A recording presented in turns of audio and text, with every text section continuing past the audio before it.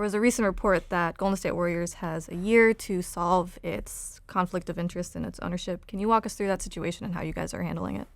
Yeah, I mean, I can't speak to exactly what's going on, but I can speak to it more as a whole. Obviously, the community should be concerned about cross ownership. I would be as a fan too. It's something that we've worked with Riot on a lot since the very beginning. It's not like they accepted us and then said, "Oh crap, we just realized there's an issue here." It was one of the primary issues from the get-go. And, I think that over the course of this process, we have shown them that it's something we're willing to work with them on, that it's of utmost importance to us, just as it is to them and all of the fans. I believe at one point I even told them that if there was no way to work this out, if there was no way to put everything in the clear and be on the up and up, then you shouldn't take us. I don't think it's as much as I wanted to be a part of this, and we as an organization want to be a part of this. It's not fair to the community. But I think we've landed in a good place. It's something we'll continue to work on. I don't know why anyone should trust me at this point, but if you do, I do have a good track record of being honest. I would say you can trust us. Everything is going to be fine. It's going to be on the up and up. I obviously am already getting out of Team Liquid, so there's one of the first big issues. But it's something that we're working with them closely on, and I think I can assure fans, again, for whatever my word is worth, that everything's gonna be fine. There's never gonna be an issue. We're too competitive to ever want to do something that hurts competition. That is very clear. I think on the flip side of that, as we get in towards building this league and its future going forward, and this is something Riot set out to do, we need to have people who are partners off the Rift, outside of the game. We need people who are partners in building this thing. And the good news is we already know a lot of people around the table, and we've dealt with them in other ventures before. But having a close-knit group of owners is a good thing for the league, as long as it never spills into anything competitively. But looking at the growth of this league, it's really important that people spell partner with a capital P, that they're really in it to grow the thing together, because the best way to make this thing better is to grow it. And the best way to do that is to have people working together. What was the most troubling or challenging thing about getting this team together and ready to launch? Probably the time frame. Everything's just so compact. We went from, it doesn't help Riot has got their world championships as they're trying to do this, and people are in China. It logistically was not like the easiest thing in the world, and we had to move at a pace that sometimes is uncomfortable in terms of getting things set up, and sometimes you have to take a leap of faith. We can analyze things to death. There's certainly analysis paralysis, but sometimes you have to say either yes or no and move forward. We've had a lot of those junctures here.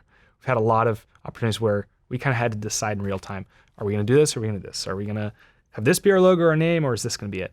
How are we going to put this here? Who are we going to hire here? And to me, that's the most exciting thing in the world. When you know the way things are going to go and you win, it's cool. But when you really have no idea what's going to happen, that's exciting. That's why I think people love sports in general, to be honest, is they don't know what's going to happen. It's the best reality TV in the world. That's the way I've always described it. You look at live content across anything, and the best stuff is stuff that is completely unpredictable. I watched NFL football all day yesterday, and storylines, you can't write them up. Basketball, you can't write it up. League of Legends, you can't write some of the things that happen, and the raw emotion that people show. So that's what gets me excited about this. I think it also can be very scary to people as you're building it, because you really don't know what's going to happen next. And esports is in such a different space. This is something born in the last, you can go back 20 years, but in its kind of more modern incarnation in the last 5-7 years. We really have no idea where this is headed. I think we all agree it's headed in a good direction, but we have no idea how things are going to change over the next few years. And that to me is fun. it's a puzzle that needs to be solved. Why was the Golden State Warriors or the Lacobs interested in esports in the first place? So, on a personal note, I've always enjoyed playing games. I would say going back, I'm not sure how old I was, must have been 9 or 10. I may be the only person, at least the only one I've ever met, who went to basketball camp, golf camp, and computer camp in consecutive weeks, and actually won something at all three. And at computer camp, it was like an age group StarCraft tournament. That's what you do at computer camp, like in your spare time. And so I've always had an interest, and as an athlete, I'm competitive about everything. Gaming is such like an easy thing to get competitive about. And so a couple years ago, I kind of had the thought, like, why isn't gaming, but the technology's finally catching up. Why isn't this more global? And then I realized it existed. Shame on me for like not having realized that sooner. And probably around that period, I started to do some research on what does this mean? Oh, it looks like some people are actually buying into the space. And then Peter Gruber actually was the lead in investing in Team Liquid with Axiomatic. And he invited me to kind of tag along and be an investor. And I said, wow, this is a great learning opportunity. Basically paying money to learn about esports, but I couldn't be more excited. And that was awesome. So around the time that happened, we started to look at it from a Warriors perspective. Is this something that we should be involved in? Is this something that could help grow our larger entertainment base? The Warriors as a whole, we started as a basketball team. We're not really just a basketball team at this point. We have a $1 billion plus private project building the Chase Center Arena in San Francisco. So now we're not only in the basketball business, which is entertainment, content. We're now moving to live entertainment. We're moving to retail. We're moving to real estate. And we're looking for other places to really kind of drop a pillar. And esports really kind of picked up on our radar.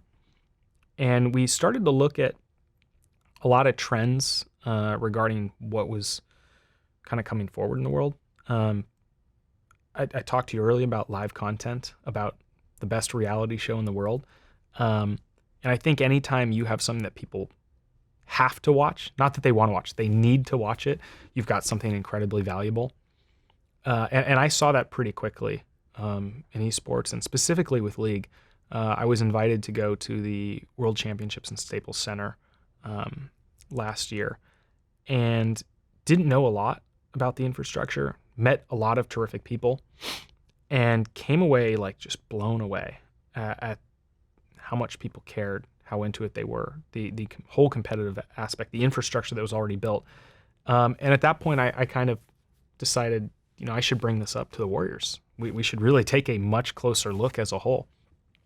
So we've talked for the last year or so about what would it look like if we got in esports? What would it mean to us? What would success mean? What are the potential pitfalls for an organization that is not endemic to try to come in and put their own imprint on things? And we just came to an understanding through a lot of advisors, a lot of people within our organization who have expertise in different areas, whether it's selling tickets or partnerships, managing our finances, marketing, all those sorts of things, that this was a great opportunity. And something that just really generally struck a chord with our whole ethos. And so over the past 6 months, we've really dove into it, started to understand some of the intricacies of working in esports, some of the things that we could do really well, some of the things we will absolutely have to get better in, or even start to understand. And I think we came to a place that we're really, really happy with. To have the organization backing. This is a Golden State Warriors team. We have a lot of people internally who are really, really excited, who probably want to spend more time on this than they probably should. They have full-time jobs, but they want to help with this, and that's great. That shows that we're on the right path. If people are excited about working on it, not just about watching it, it's everything I need to know about internal buy-in. So we'll see where it takes us. But the passion is there. The competitive fire is certainly there. What did you guys agree would be your metric for success? It's something that we've tried to define,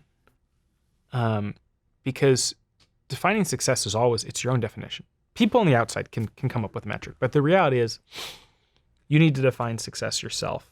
And what we've set out in the short term is to build something that resonates with people. So I'll kind of give you like a short term, midterm, and a long term success. In the short term, we want to build something that resonates with people, that connects with people. Very similar to what we've done with the Warriors. In the midterm, we would like to build something. We'd like to build the best.